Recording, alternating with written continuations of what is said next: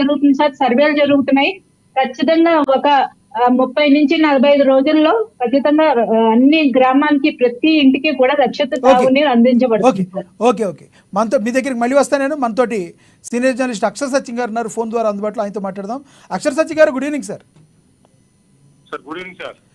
పవన్ కళ్యాణ్ గారు ఈరోజు మాట్లాడుతూ, నమస్తే సార్. పవన్ కళ్యాణ్ గారు ఈరోజు మాట్లాడుతూ దగ్గర 13,500 గ్రామాలకి ఒకే దగ్గర సభలు ఏర్పాటు చేసుకునే అవకాశాన్ని కల్పించారు. మరి దీన్ని ఎలా చూడాలి? రానున్న రోజుల్లో పంచాయతీ వ్యవస్థ బలోపేతం అవుతుందని మీరు భావిస్తున్నారు? సార్, ఇది గ్రామ సభ అనే దానికి వాలంటీర్ వ్యవస్థకి ముడిపెట్టి మాట్లాడడం సోదరులు లక్ష్మణరావు గారు భావ్యం కాదు. గ్రామ సభ అనేది ఏదో పవన్ కళ్యాణ్ గారు వచ్చి జగన్మోహన్ రెడ్డి గారి మీద వ్యతిరేకతతో లేదా జగన్మోహన్ రెడ్డి గారు తొక్కేయాలని పెట్టింది కాదు సార్. ఇది పవన్ కళ్యాణ్ గారు సృష్టించింది కాదు. స్వాతంత్రం రాకపోవడం నుంచి గ్రామ సభ అనే కాన్సెప్ట్ ఉంది. పంచాయతీ స్వాతంత్రం వచ్చిన తర్వాత, పంచాయతీ యాక్ట్ వచ్చిన తర్వాత మినిమం ప్రతి 6 నెలలకి ఒకసారి గ్రామ సభ జరపాలి. గ్రామ సభలోనే నిర్ణయాలు తీసుకోవాలి. అదే ఆ పంచాయతీలో జరిగిన ఆదాయ వ్యయాలన్నీ గ్రామ ప్రజలకి వినిపించాలి. వాళ్ళ మద్దతు మహాత్మా గాంధీ గారి కళ పంచాయతీ యాక్ట్ లో ఉంది. మహాత్మా గాంధీ గారి కళ. అవునండి. అయితే నాకు మరి మన చౌదరి గారు నాకంటే పెద్దవారు కాబట్టి ఆయన చూసారు లేదో నాకు తెలియదు, కానీ నేనైతే గ్రామ సభ జరగడం మా పంచాయతీలో ఇప్పుడు నా పంచాయతీలో కానీ మా చుట్టాలు ఉన్న ఊర్లో కానీ నాకు తెలుసున్న ఊర్లో కానీ ఎక్కడ కూడా గ్రామ సభ నిన్నటి వరకు జరగడం నేను చూడలేదు సార్. ఏంటంటే అది తూతూ మంత్రం కింద ఆ పంచాయతీ ప్రెసిడెంట్ ఏం చేస్తాడంటే గ్రామ సభ జరిగినట్టుగా రాయించేసి అక్కడ ఉన్న ఆ పార్టీలోనూ లేదా అతని బంధువులు తన వర్గపోళ్ళు ఎవరైనా సంతకాలు తీసేసుకుని గ్రామ సభ పెట్టినట్టుగా రాజేస్తుంటారు. పంచాయతీ అధికారులు కూడా చూసుకున్నట్టు ఊరుకుంటారు. కానీ పవన్ కళ్యాణ్ గారు వచ్చిన తర్వాత గ్రామ సభను అయితే అతను సినిమా హీరో కావచ్చు లేదా అతనికి ఉన్న ఫాలోయింగ్ తోటి గ్రామ సభ అనేది ఆయన నిర్ణయం తీసుకొని దాని ప్రజలకు విపరీతంగా వెళ్ళింది, ప్రజలకు ఉపయోగపడుతుంది. అండ్ సపోజ్ ఫర్ ఎగ్జాంపుల్ చెప్పాలంటే ఇప్పుడు నిన్న ఇవాళ పవన్ కళ్యాణ్ గారు వెళ్ళారు కదా కడప జిల్లా దగ్గరికి.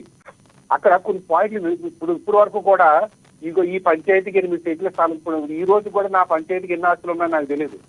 మరి మీ అందరికీ మీ పంచాయతీలకు ఎన్ని ఆస్తులు ఉన్నాయి, అప్పులు జనరల్ గా తెలుస్తుంది అనుకోండి. సో ప్రజలకు ఒక కొత్త కాన్సెప్ట్, అది పాత అయినా కానీ కొత్తగా కనిపిస్తుంది. పంచాయతీకి ఎన్ని ఆస్తులు ఉన్నాయి, అట్లాగా పంచాయతీలో ఆ సర్పంచ్ చదవడం ఇంత వ్యయం వచ్చింది, ఇంత ఆదాయం వచ్చింది, దీనికి ఫినాయిల్ చల్లటానికి ఎంత అయింది, బ్లీచింగ్ అవ్వడానికి ఎంత అయింది, లైట్ లైటింగ్ సపోజ్ వాళ్ళు ప్రజలకు తెలుస్తుందమ్మా బ్లీచింగ్ ఎంత అవుతుందా, అదైతే అవినీతి చేసిన అక్కడికక్కడే ప్రజలు లేదు. ఎందుకంటే ప్రతిపక్ష వాళ్ళు అధికార పక్ష వాళ్ళు ప్రత్యర్థులు అందరూ ఉంటారు కాబట్టి అక్కడ ప్రశ్నిస్తారనే భయం ఉంటే ప్రతి సర్పంచ్ కూడా కొంత ఒళ్ళు దగ్గర పెట్టుకుని చేస్తాడు. దీన్ని ఎప్రిషియేట్ చేయాలి. అది జగన్మోహన్ రెడ్డి గారి గ్రామ సభ జరగకుండా ఆపేలేదు. దాన్ని లక్ష్మణరావు గారు కానీ వైసీపీ నాయకులు కానీ అర్థం చేసుకోవాలి. ఏ ప్రభుత్వం గతం చంద్రబాబు నాయుడు గారు ఉన్నప్పుడు కానీ రాజశేఖర రెడ్డి గారు ఉన్నప్పుడు కానీ ఇంచుమించు ఎన్టీ రామారావు గారు ఉన్నప్పుడు కానీ అంతగా ముందు నీలం సంజీవరెడ్డి గారి నుంచి కూడా గ్రామ సభలు జరగలేదు ఈ రోజు వరకు నాకున్నంత పరిజ్ఞానంలో. దానికి మా వాలంటీర్లు వచ్చి ఇచ్చారు. వాలంటీర్లు మంచి వాళ్ళని కానీ చెడ్డోళ్ళు కానీ అని పెట్టిన కాన్సెప్ట్ కాదు ఇది. గ్రామ సభ వేరు, వాలంటీర్లు వేరు.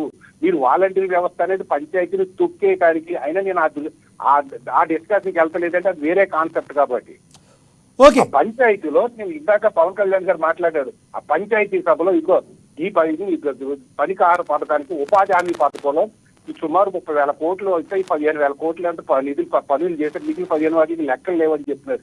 ఇటువంటి తెలియడం వల్ల ప్రజలు ఓహో ఈ ఊర్లో ఏం చేస్తారో, ఈ ఊర్లో ఎంత జరిగింది, మా ఊరికి ఎన్ని పంటలు వచ్చినాయి, ఎన్ని కాలువలు తవ్వారు అనేది ప్రజలు తెలుసుకోగలుగుతారు, ప్రజలు ప్రశ్నించగలుగుతారు, తమ నిర్ణయాలు తీసుకోగలుగుతారు. అంతే తప్ప వాలంటీర్ నిర్ణయించిన వాలంటీర్ తోటి పరిపాలన నిర్వహించడం గ్రామ పంచాయతీ వ్యవస్థ కాదు, గ్రామ సభ యొక్క లక్ష్యం కాదు.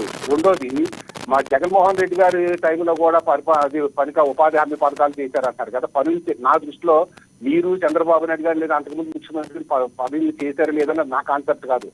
మా ఊర్లో ఇంచుమించు పనికాహార పథకం 2004 నుంచి స్టార్ట్ అయింది అనుకుంటా. అప్పుడు పనికాహార పథకం ఉపాధి హామీ పథకం అప్పటి నుంచి నిన్నటి వరకు కూడా శ్మశానంలోనే తవ్వుతారు సార్.